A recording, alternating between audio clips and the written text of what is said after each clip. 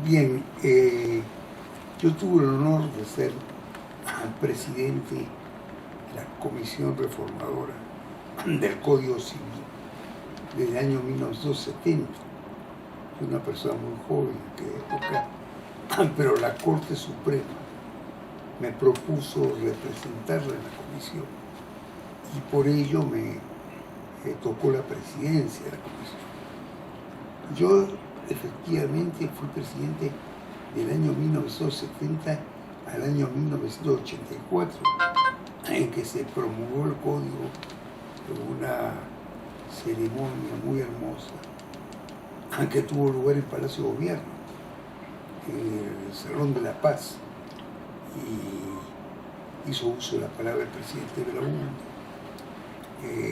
varias personas, el ministro de Justicia, que era el doctor Mastaria Schreiber, el doctor Javier Rolandini, que presidió la comisión revisora, e hice yo también uso la palabra. Trabajé muy arduamente el libro de obligaciones.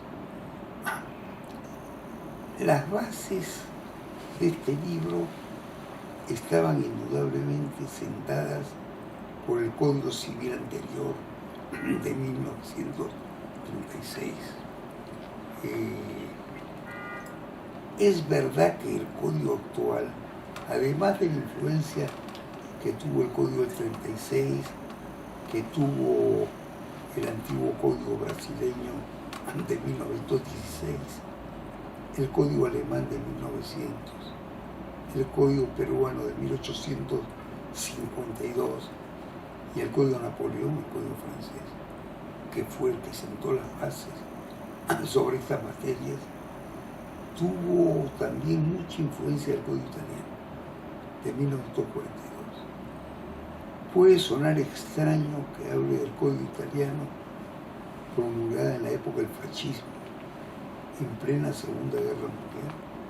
Sin embargo, es un código excelente y sigue en vigencia en Italia. Respecto a ese código, solo se modificaron, cuando cayó el fascismo, 2 o 3 artículos discriminatorios contra la raza judía. Nada más. El código quedó perfecto y hasta ahora está vigente, como antes lo dije, en Italia. Este código italiano tuvo mucha influencia en el código actual de 1984. Ahora, las bases en realidad, como dije antes también, se sentaron por el código de 1936. Este fue un buen código, muy buen código, diferente a lo explícito que era el código anterior peruano de 1852. Era un código muy técnico, lo elaboró uno de los grandes juristas de la primera mitad del siglo XX que ha tenido el Perú, el doctor Manuel Augusto Lachea, cuya especialidad eran las obligaciones y los contratos. Bien, lo que yo hice fue, tomando como base el código de 1936, ser un poco más explícito. Lachea fue muy técnico y la lectura de obligaciones, que es un tema árido y complejo, solo estaba el acceso de, no digo de cualquier abogado, solamente el acceso de profesores universitarios o de personas especialistas en esta materia. Entonces, yo he desarrollado algunas instituciones nuevas. Por ejemplo, la cesión de derechos, que estaba en el código anterior como cesión de crédito, de la parte relativa a contratos. Luego he tratado de ser lo más claro posible en la diferenciación que existe entre una obligación solidaria y una obligación indivisible. ¿Qué temas se juntan entre ellos y en qué temas son diferentes?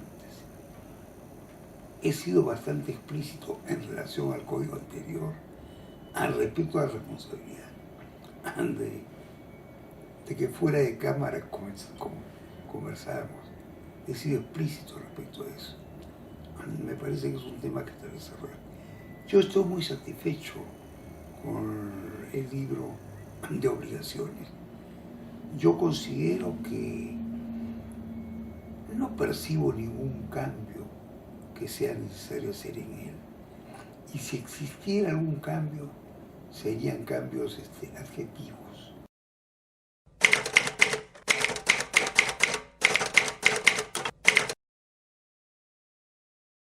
Ahora, respecto al código en general, a los otros libros, hay libros muy bien logrados. Y hay libros que no se lograron muy bien, tal vez por temas de apuro. Como le explicaba al iniciar esta materia, yo fui presidente de la comisión del año 1970 y yo tuve listo el primer proyecto de obligaciones, me parece que en el año 73 o 74. Y el código recién se promulgó 10 u 11 años después. O sea, me esforcé en el tema, vivía mucho entrometido en el nuevo código que se iba a promulgar. Otros miembros de la comisión, lamentablemente, no pusieron el mismo calor que yo. Y llegó un día que coincidentemente yo era ministro de Estado en el año 1980-81 y tuve que impulsar desde mi cartera de ministro con mucho énfasis algunos pocos libros cuyo articulado aún no se había presentado. Pero en fin, se logró presentar un proyecto de Código Civil,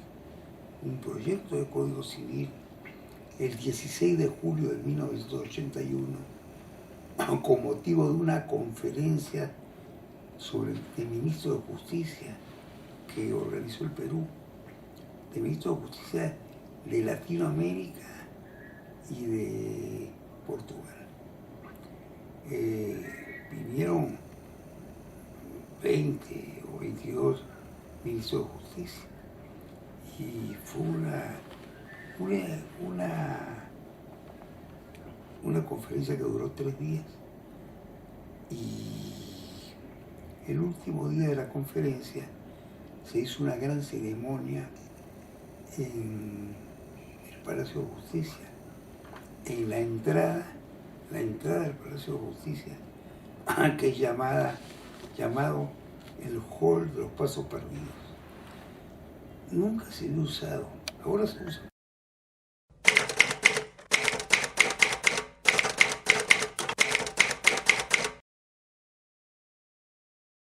Bien, el daño moral es un tema que se incorpora en el Código Civil de 1936, no solo en responsabilidad extracontractual, sino también en responsabilidad contractual. ¿Por qué? Yo recuerdo que cuando me formé con el Código de 1936, mi maestro de obligaciones expresaba en materia de responsabilidad contractual que no existía el daño moral. Y en materia de responsabilidad extracontractual que sí existía. Por ejemplo, decía el maestro, si a una mujer hermosa le dan una cuchillada en la cara, la ciencia los avances de hoy día, y queda con una enorme cicatriz, eso constituye un daño moral. Yo reflexioné mucho sobre este tema. Es verdad que eso es un daño moral, pero yo dije, ¿por qué no va a haber daño moral también en materia de responsabilidad contractual? Y ahí me basaba en algunos tratatistas argentinos que sostenían con todo énfasis que cualquier derecho vulnerado debía ser indemnizado. Entre ellos Héctor Lafaya, me parece, Alfredo Colpo. Entonces, yo pensé por mi lado, a ver, ¿qué ocurre si un tercero va a cobrar un cheque girado por mí contra un banco? El tercero va al banco, en el banco comete un error, es un cajero desapercibido que pone no pagado por falta de fondos. Entonces el que va a cobrar el cheque no pagado por falta de fondos hace que esa noticia llegue a los periódicos y me saca a grandes titulares: usted es un estafador porque gira cheques sin fondo, y es un delito, gira un cheque sin fondo. Entonces, ahí hay una responsabilidad contractual, porque yo he celebrado un contrato de cuenta corriente con el banco. Sin embargo, esa es la respuesta del banco. Entonces, ¿cómo no va a ser indemnizable? O sea, todo daño tiene que ser reparado, sea un daño objetivo o sea un daño moral.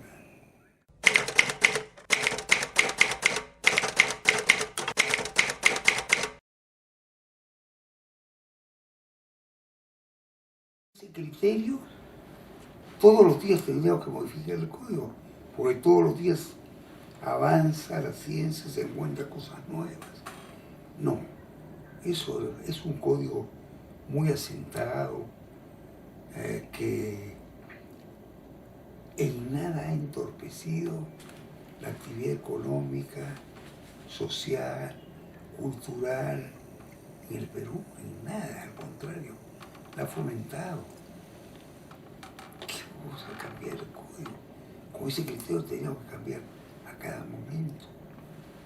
Todas estas nuevas fórmulas tecnológicas que surgen, si usted la analiza detenidamente, va a ver que encajan dentro de cualquier precepto del Código Civil.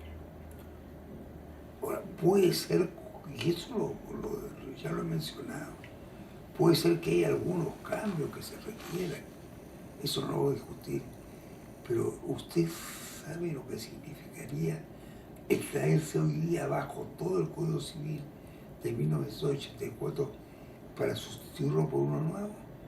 Y yo le digo algo, le agrego algo: no se va a hacer en los próximos años, por lo menos mientras que Dios me dé vida, un nuevo código, porque ese trabajo en las comisiones es un trabajo muy duro, muy delicado y muy complejo.